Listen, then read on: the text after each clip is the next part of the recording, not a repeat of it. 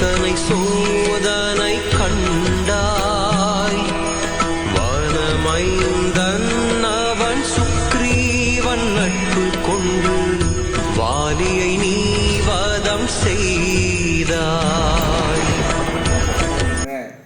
ராமர் சக்கரத்தினுடைய ராமர் 4 கரங்களோடு எங்கும் காணாதபடியாக இந்த திருக்கோயிலே காட்சி கொடுக்கிறார்.